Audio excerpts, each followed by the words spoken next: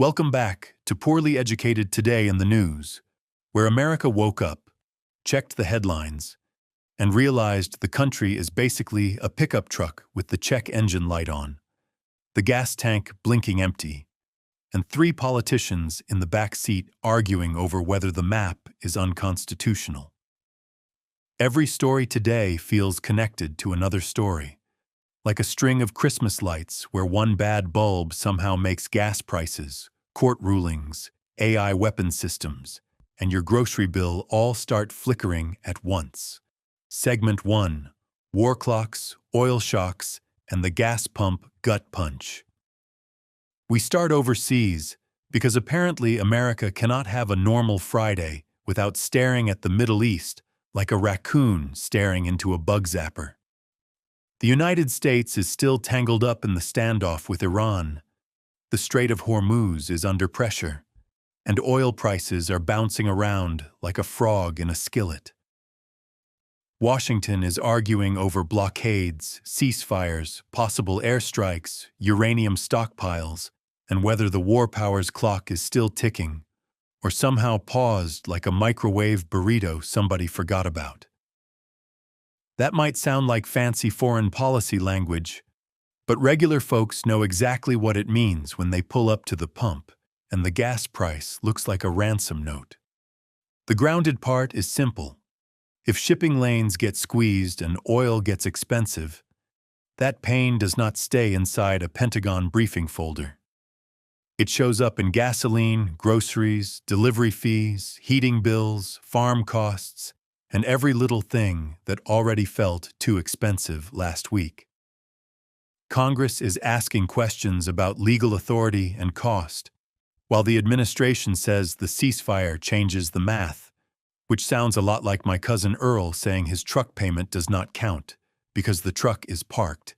Leaders keep saying this is about leverage, but somehow the pressure always lands on the same guy pumping regular unleaded while whispering, "That's enough. I'll coast downhill."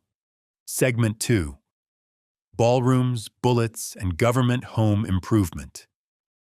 Back home, things are not calmer, because after the assassination attempt at the Washington Hilton, the country had a serious security scare that should make everybody stop and breathe for half a second. A suspect allegedly showed up armed, gunfire was exchanged, a Secret Service agent was hit in the protective vest, and the President, Vice President J.D. Vance, and officials had to be evacuated. That is frightening, and it exposes real vulnerabilities around major political events, especially the off-site kind where security has to turn a hotel ballroom into Fort Knox with appetizers. You cannot treat that like a normal scheduling hiccup, because that is the kind of moment where the whole country realizes the rope fence and stern-looking guy with an earpiece might not be enough. But because this is America, a terrifying security failure immediately got folded into a fight over construction. The White House Ballroom project, already controversial, is now being framed by supporters as an urgent national security upgrade, while critics say it still looks like a vanity project wearing a tactical vest. That is like your uncle burning down the garage, then standing in the ashes saying, "Good news, now we need a luxury carport with a bunker underneath." Meanwhile, DHS finally got funded after a 75-day shutdown, so the country needs real security, stable institutions, and workers who know they are getting paid, not just dramatic security language and a chandelier budget big enough to make a taxpayer develop hives. Segment 3: Wall Street Champagne and Main Street Antacid. Now let's move to the economy, which currently looks like two different countries wearing one trench coat and hoping nobody asks it to walk in a straight line. Wall Street is having itself a party because AI money is flying everywhere. The Dow is flirting with 50,000. The S&P is hitting records, and tech companies are acting like they found a gold vein under a server farm. Investors are smiling like they won the county fair, bought the Ferris wheel, and trained it to generate quarterly earnings reports. On paper, everything looks shiny enough to blind a hawk wearing reading glasses. But then you look at the real economy, the one with factories, paychecks, gas tanks, and grocery carts, and it is coughing like a lawn mower full of creek water. Manufacturing costs are rising, hiring is weak, and companies are trying to survive by cutting workers while still claiming they are technically expanding. That is one of those economist sentences that sounds like a doctor saying, "Good news, your fever is worse, but your shoes are optimistic." Small businesses can believe in tomorrow and still be checking the couch cushions for payroll today, because future productivity does not help much when the light bill looks like it has joined a country club, and gas prices tie the whole mess together like duct tape on a broken tailgate. When oil spikes, it does not stay in a chart on some trader's screen. It crawls into shipping, food, construction, utilities, plane tickets, school bus budgets, and every suspicious little fee that gets renamed for your convenience. So yes, the market might be sipping AI champagne, but Main Street is outside chewing antacids and wondering why a dozen eggs now requires a financing plan. Segment 4. Mayday, empty wallets, and the working class pressure cooker. That brings us to May Day, where workers, unions, immigrant rights groups, teachers, and organizers are turning the day into a nationwide economic blackout. No school, no work, no shopping.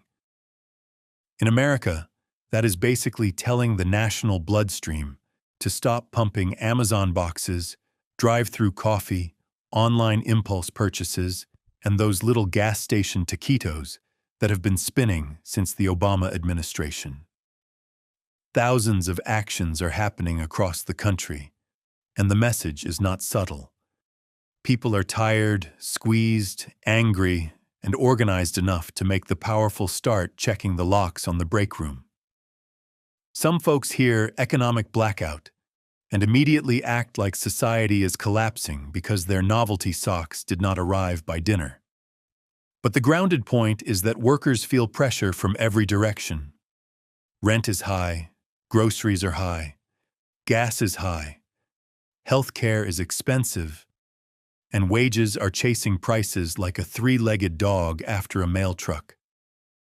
Washington keeps speaking in policy language, but regular people are living in receipt language, and receipts do not lie unless they came from a printer at Dollar General that has been through a divorce.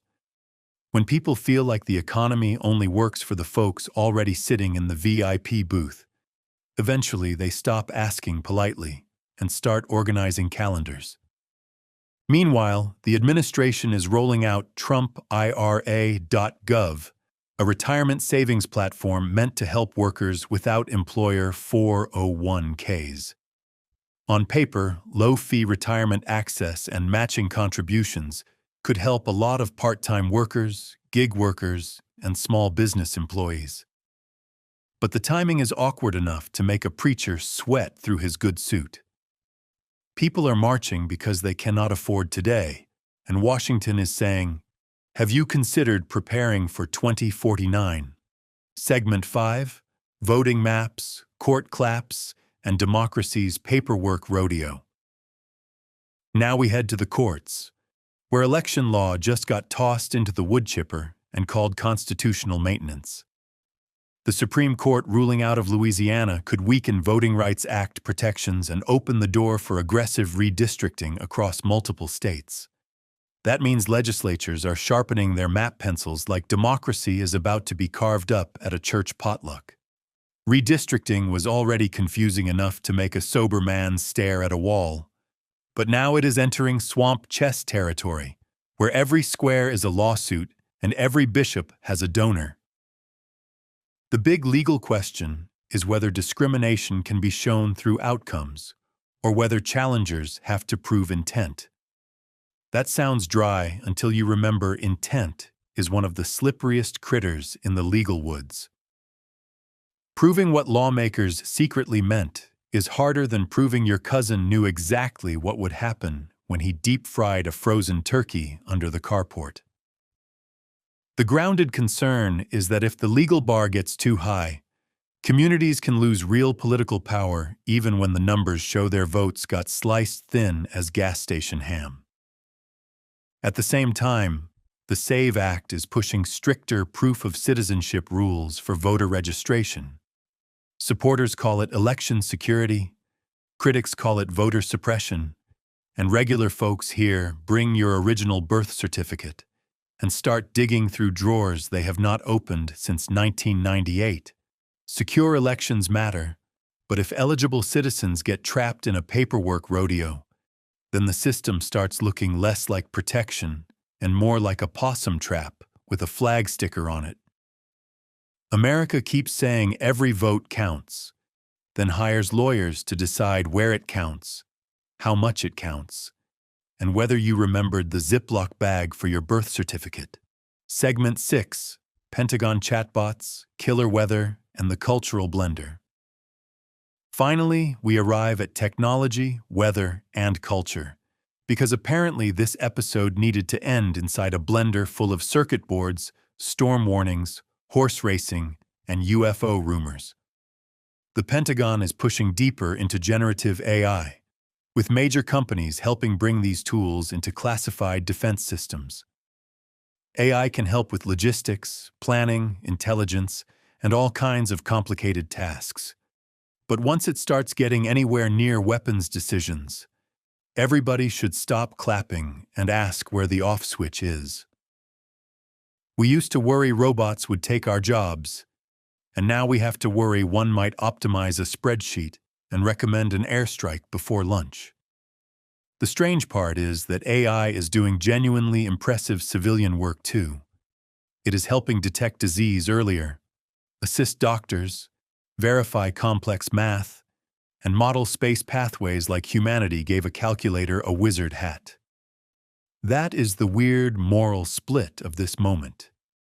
The same technology might help spot pancreatic cancer in a hospital and help plan military operations in a bunker. It is like inventing a miracle hammer and immediately using it to build both a hospital and a trebuchet. And while the machines are learning, the weather is acting like it has been drinking from the creek behind a fireworks stand. Late frost is threatening crops after warm weather tricked everything into blooming early. Texas is dealing with floods and tornado damage. Hail has been smashing windshields, and wildfires are chewing through drought areas. The grounded observation is that weather volatility is not background noise anymore. It is becoming a regular bill that communities pay in repairs, insurance, lost crops, power outages, and nervous sleep. Then culture keeps spinning anyway, with the Kentucky Derby, entertainment reboots, UFO talk, and celebrity chaos, all doing laps around the internet like a raccoon loose in a Bass Pro Shops. In conclusion, today's news is America in full pressure cooker mode. War abroad, gas pain at home, markets booming while workers sweat, courts rewriting election rules, AI racing ahead, weather throwing furniture, and culture trying to sell popcorn in the middle of the stampede. The people in charge keep saying everything is under control, but it feels more like a man steering a runaway tractor by leaning left and yelling confidence. Every system is connected now, so a blockade overseas becomes a gas bill here. A court ruling becomes a voting map there. An AI contract becomes an ethics crisis everywhere. And a storm cloud becomes one more reminder that nobody gets to live outside the consequences. America is still moving, still arguing, still inventing, still breaking, and still somehow convinced the next exit has cheaper gas.